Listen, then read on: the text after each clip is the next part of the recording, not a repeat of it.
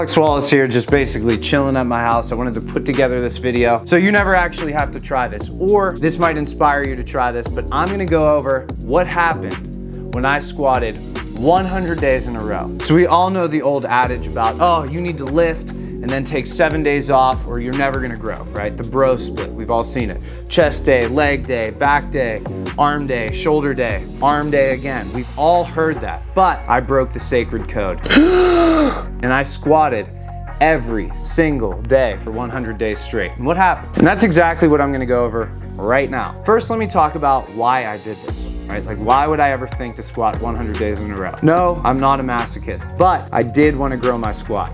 So like, I want to say, I don't know, 8 years ago, something like that, everybody was into Bulgarian training. Oh my God, the Bulgarians grew the strongest people of all time. Look at their Olympic weightlifting records. They were insane, and look at how they trained, heavy every single day. Yeah, okay, that's true, and I fell into that. I was like, oh my God, yeah, look at how strong these guys are, and they're training heavy all the time.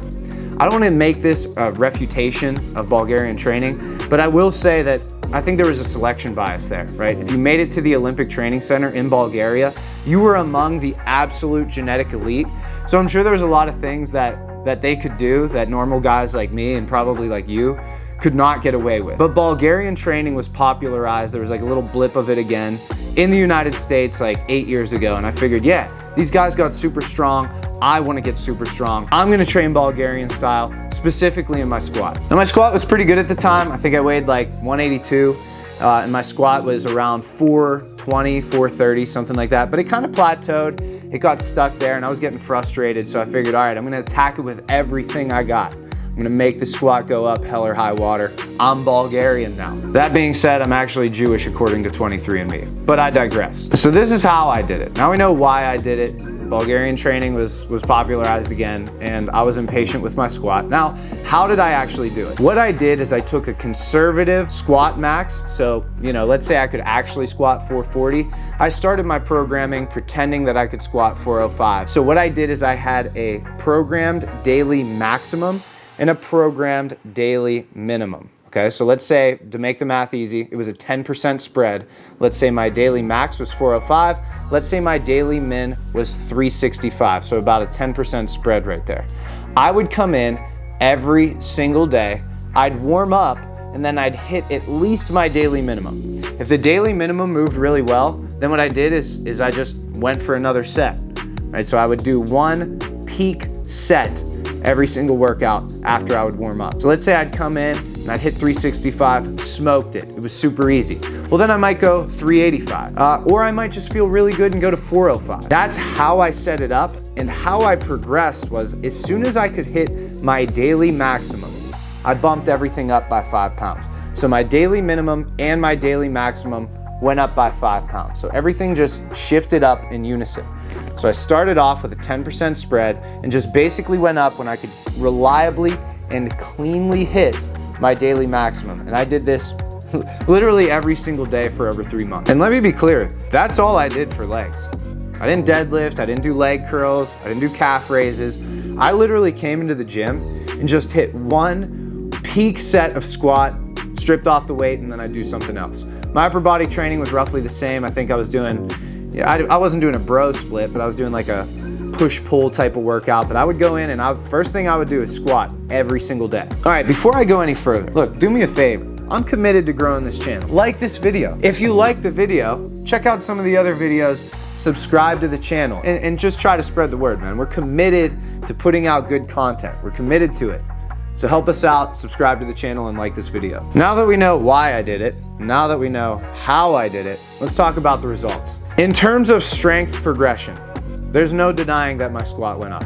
I mean, it was incredible. It went up like 40 pounds in 100 days. That doesn't sound like a lot if you're just starting to work out, but if you're somebody that's been lifting for several years, you're in the 400-pound squat bracket, well then to add 40 pounds in 100 days is pretty significant, especially because my body weight stayed the same. So my strength absolutely went up in the squat, okay? Let me be very clear, in the squat. Do I think that some of that strength would have translated into other exercises? Yeah, I do. I think that my muscle recruitment patterns were better. I think it was obviously most specific to the squat, but I think if I did other exercises, if it was possible for me to do other exercises while squatting every day, yeah, it probably also would have had a carryover effect into those other exercises. That being said, although my squat strength went up, I can't say that any of my other strength went up. Specifically, you know, when I was powerlifting at the time, my deadlift strength, which is obviously a very important component of powerlifting, is actually a third of the sport. So while my squat did go up, and I do believe general strength in the lower body probably went up, my specific strength on other specific exercises, I have no idea. It may have went down. I don't think it's because of lack of muscle mass. More on that later. I think it's just because of lack of neural efficiency in those other movement patterns. Let's talk about muscle mass, because that's why most people actually lift weights. Did I actually accrue muscle mass? I mean, honestly, I didn't see anything different. That being said, it was only 100 days, and if you're somebody that lifts weights, you know, 100 days, if you're relatively advanced, isn't really long enough to appreciate any significant amount of muscle mass anyway. But that being said, just based off of my knowledge of programming, working with clients, working with a lot of customers, and being under the barbell for so many years, I don't think that style of training is the best to accrue maximal muscle mass. The reason being is because while the muscles involved in the squat, you know, it recruits a ton of muscle mass. It recruits a lot of the quads, it recruits a lot of the glutes.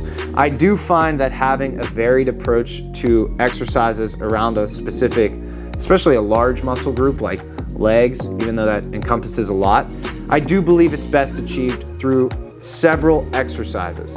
That's not saying do something different every single time you're in the gym, but it is saying that something like a squat, a Romanian deadlift, calf raises, maybe some leg curls, things like that, go into total leg development. And when you progress in a bunch of different exercises, you can all but guarantee that you're probably gaining muscle mass at some point, instead of just becoming more and more efficient at that one specific movement. So again, in terms of progress, there's no question my squat strength went up. Maybe there was some carryover into other exercises, but it was impossible for me to know. In terms of appreciating muscle mass, the progress when it came to actually gaining muscle mass, which is a big reason why people lift weights, I don't think it was the best for that. I don't think I lost any muscle mass. Do I think I gained any? I don't. No, I don't think that was optimal for muscle mass. Now let's talk about what I would change. I would never do it again. Well, unless it was just an experiment I wanted to run, or I was in a very minimalist training just to mix it up and keep things interesting. But in terms of actually progressing overall, having a great physique overall, having good, well-rounded strength overall, I don't think this is the best method. But I will say, if I had to change it, I probably would have obviously not squatted as often. I think I still could have squatted as heavy. I probably just would have done it every other day.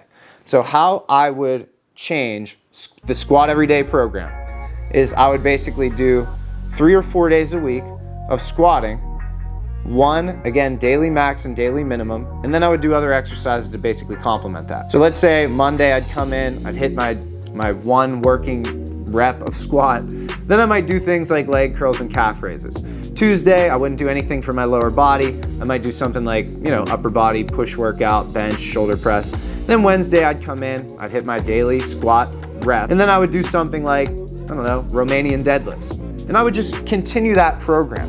I would do it like that. That way, I am still getting that top end strength, and I do believe you would still progress your squat, but you're getting at least some accessory work in to get some stimulation of muscles that aren't adequately stimulated by the squat. I know there's some guys that think, oh, the squat is all you need for lower body development. I don't know, man. Like, I don't think that makes any sense, I'll be honest with you.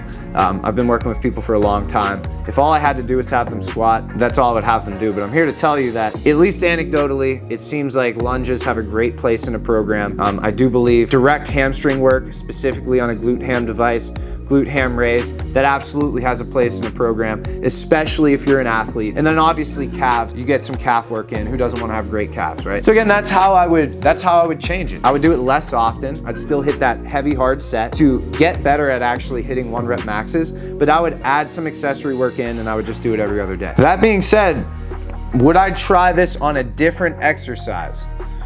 So basically, I would like to try it with the bench, man. I did bench 365 about 1.5 years ago, but I was a lot heavier than I am now. I'm coming down in weight. I'm like 190 pounds. I was like 208 in that video. Way heavier than I am now. But I would like to try it for the bench press. So if that's something you're interested in, then let me know. All right, look guys, I'm Alex Wallace. I'm just sitting in my house. This isn't Wallace Training Systems or Wallace Fitness Center right now. I just wanted to consistently deliver content. I'm committed to putting out a video every Thursday. As this channel continues to grow, I'd like to do it more often. But again, every Thursday, videos are coming out. Like this video, subscribe to the channel if you haven't already, and I will see you in the next video.